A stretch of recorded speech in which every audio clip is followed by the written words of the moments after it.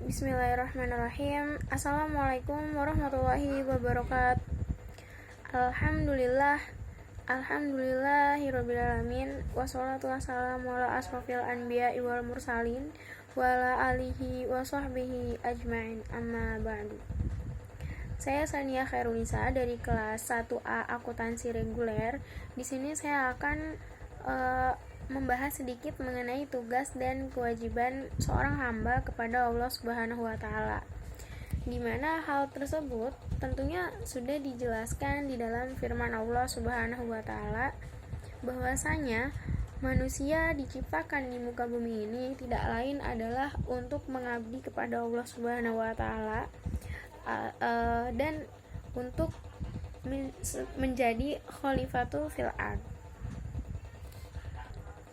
Dijelaskan pula di dalam Al-Quran Surat Adz-Dzariyat ayat 56 menerangkan mengenai tujuan pertama, yaitu untuk mengabdi atau menghamba kepada Allah Subhanahu wa taala, yang artinya, dan aku Allah menciptakan jin dan manusia melainkan supaya mereka menyembahku. Dengan demikian, fitrah manusia adalah menjadi hamba Allah Subhanahu wa taala, di mana sifat menghamba itu tidak boleh ditujukan kepada siapapun selain Allah Subhanahu wa taala. Kemudian tugas kedua dan tujuan penciptaan manusia yaitu sebagai khalifatul fil ard, di mana tugas kedua ini berkaitan dengan konteks kehidupan sehari-hari, dan kehidupan di dunia akan menjadi akan menciptakan keindahan, kemaslahatan jika manusia mampu memahami akan perannya sebagai khalifatul fil ard, kemudian memahami untuk mengabdi kepada Allah Subhanahu wa taala. Wujud pengabdian ini tentunya banyak sekali modelnya. Namun, manusia dapat menerapkan 3 konsep dasar ajaran Islam dalam kehidupan sehari-hari. Yang pertama yaitu ada hablum minallah, yang kedua ada hablum minannas, dan yang ketiga ada hablum minal alam. Yang akan saya bahas pertama kali yaitu hablum minallah, di mana hablum minallah adalah konektivitas seorang hamba untuk mendekatkan dirinya kepada Allah Subhanahu wa taala, yaitu dengan melaksanakan segala hal yang menjadi perintahnya dan mampu meninggalkan atau menjauhi apapun yang menjadi larangannya. Dan hal ini sudah seharusnya dijadikan prinsip untuk kita sebagai manusia, agar kita mampu menerapkan letak esensi dari 3 konsep dasar di dalam ajaran Islam itu tadi. Kemudian konsep dasar yang kedua yaitu ada hablum minannas, di mana hablum minannas adalah hubungan antar manusia dengan manusia atau sesama manusia. Di sini dijelaskan bahwasanya manusia diciptakan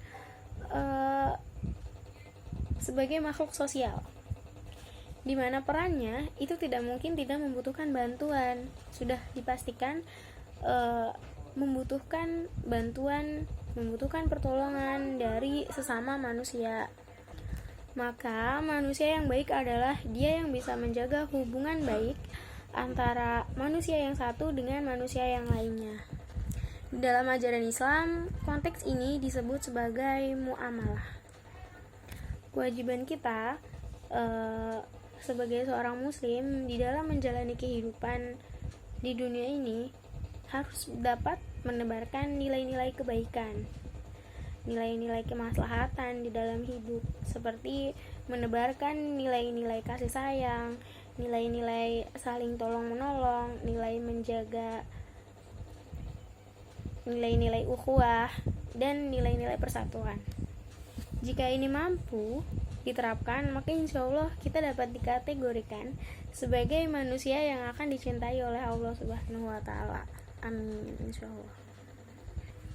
Kemudian dapat kita tarik kesimpulan bahwasanya hablum minallah dan hablum minannas itu bagaikan 2 sisi mata uang yang tidak bisa dipisahkan. Seperti Sabda Rasulullah SAW yang disampaikan dari Abu Dzar Junub bin Junadah dan Abu Abdurrahman Muaz bin Jabal radhiyallahu anhu, Rasulullah SAW bersabda, "Bertakwalah kepada Allah dimanapun kau berada, iringilah keburukan dengan kebaikan, niscaya kebaikan tersebut akan menghapuskan keburukan. Dan pergaulilah manusia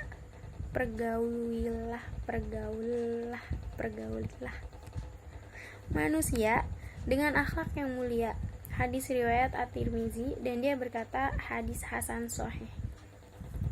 Sebagaimana firman Allah Subhanahu wa taala yang artinya, "Hai orang-orang yang beriman, bertakwalah kalian kepada Allah dengan sebenar-benarnya takwa, dan janganlah kalian mati melainkan dalam keadaan muslim."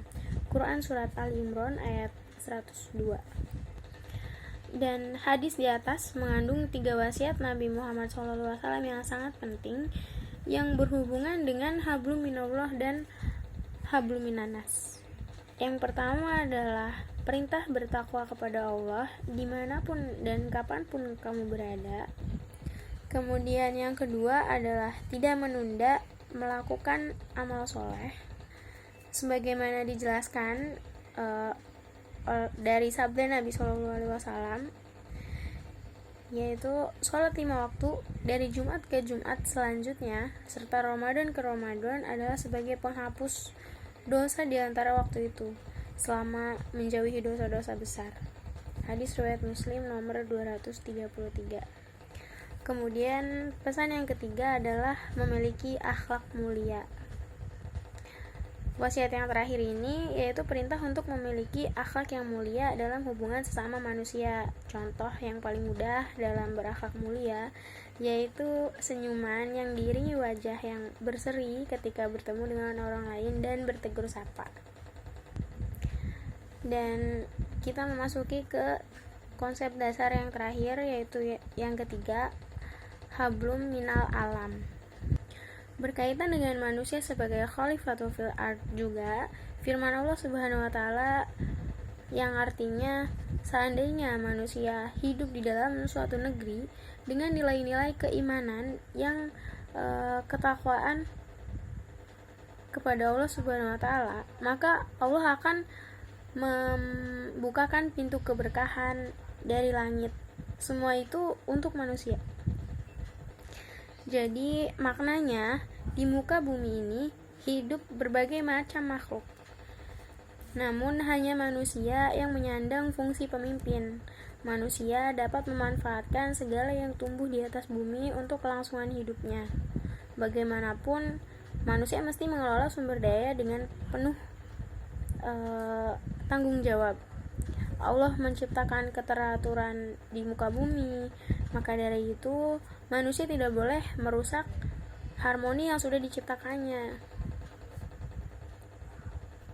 Kemudian di sini ada tugas atau tujuan terakhir penciptaan manusia, yaitu untuk berdakwah.